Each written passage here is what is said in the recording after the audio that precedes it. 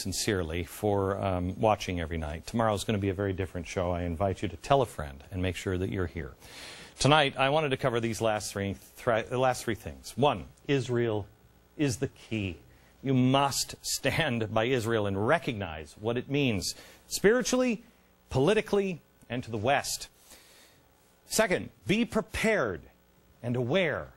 Make sure you know what's going on, but be prepared to be a lifeboat for others. And the last one is trust, but verify.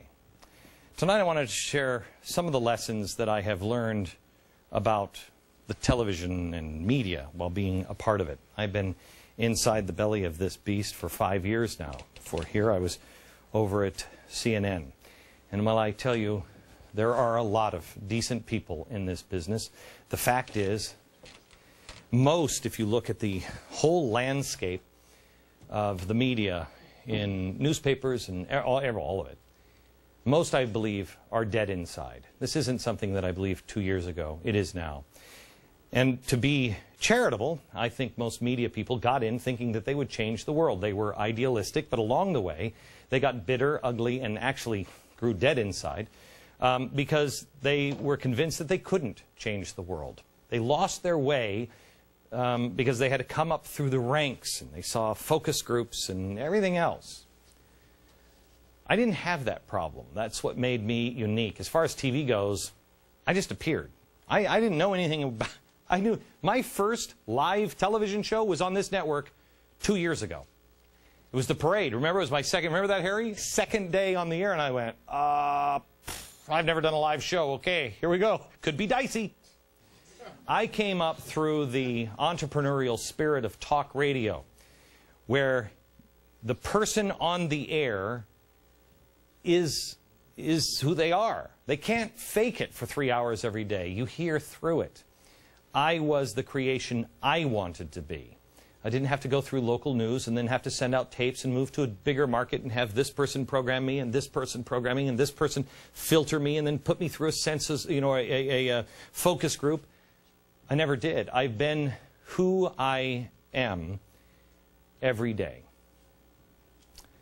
Now, there are a few people, like Bill O'Reilly, who, I mean this sincerely, has been my best friend in media, a man I trust, and I believe you should as well. He is a good, decent man. He's very fortunate. He came through the ranks, but he is such a strong personality. You're not going to tell Bill what to do. You're just not. He'll do what he believes is right.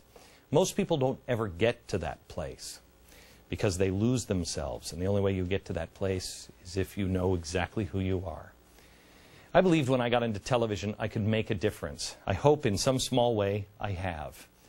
Coming from talk radio, it's easy to stay in touch with actual thinking and feeling Americans every day. But I never realized until I got here that this is a pattern in all media. I've seen it at NBC, I've seen it at ABC, I've seen it all over. There are common sense answers everywhere.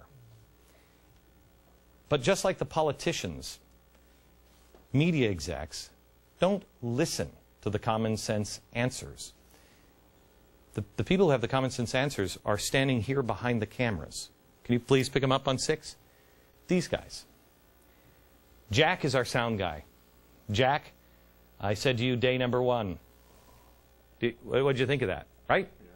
I said that to the whole crew. Harry, I remember you. You're a damn near expert on the Middle East. You correct my spelling on Khalifa all the time. You learned everything from me, right?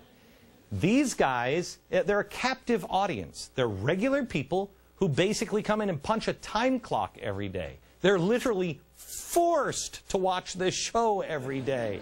We pay them to do it, and we never ask their opinion? It's crazy. I did. I have.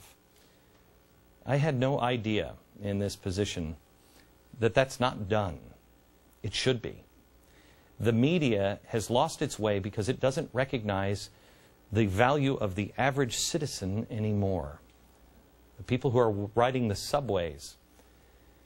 That's why they regulate the internet, quite honestly, because they are terrified that you will figure it out and tell the truth. Washington doesn't even recognize the